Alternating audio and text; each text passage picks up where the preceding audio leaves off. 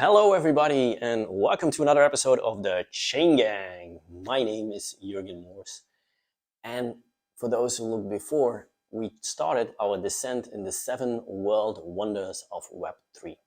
And the first world wonder that most of people who watched last episode know is smart contracts. Now remember smart contracts, and remember we are moving on the blockchain, and today we are coming up with the second world wonder of Web3, the DAOs, or the Decentralized Autonomous Organizations.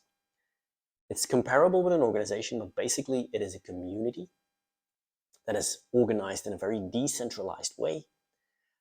It is governed by smart contracts and completely linked or enchained on a blockchain.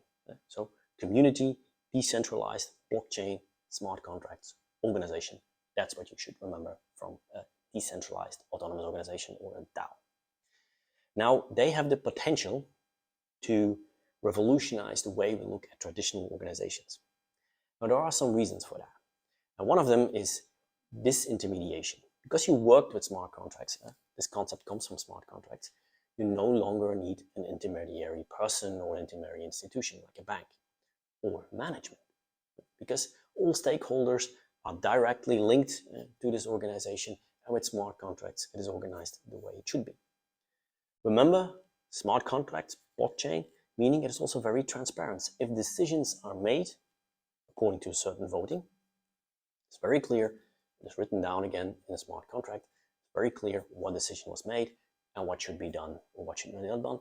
And because also when there are certain actions, they are also put in the chain, it is very clear who is responsible for a certain action or who isn't. Global participation is possible. You're not linked to boundaries or to the borders, the physical borders that we know. No, everybody can participate, especially when we talk about open blockchains like Ethereum, when you have a DAO that is organized on the Ethereum blockchain. You can work with incentives. And especially in this case, we talk about tokens. But tokens, they are also another world wonder of Web3, and it is something that we will talk about in another episode coming in the future or in the near future. So I definitely urge you to look into that as well. But tokens are a way to incentivize people to distribute voting rights. And because also there, it is very clear in a smart contract, for instance, when you have 100 tokens in your possession, you can vote, and below that you cannot. If I'm a person with 98, meaning I'm not allowed to vote. But it's very clear when you're allowed to vote and when not. And last but not least, because it's an organization, because it's global, because it's on the blockchain, because there are no formal ways into going through management and other stuff like that, decisions when it comes to innovation are often a lot faster, it's a lot more agile. So what should you remember from a decentralized autonomous organization?